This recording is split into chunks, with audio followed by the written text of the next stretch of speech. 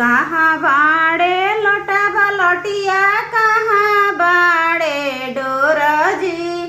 कहाँ बाड़े कवन पापा भरस सगुनी कलसवाजी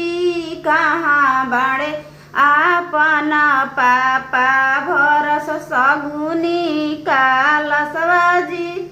अगना बाड़े लोटा बलटिया अगना बाड़े डोरजी दुअरा बाड़े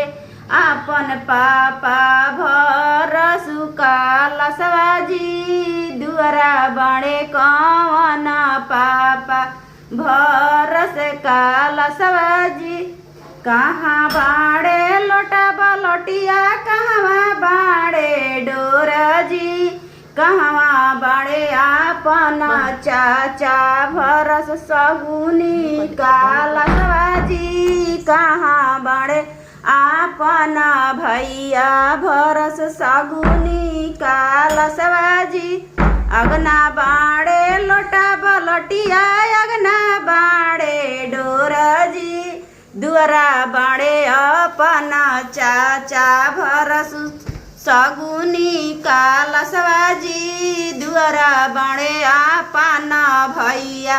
भरस सगुनी कलसवाजी। हो गई।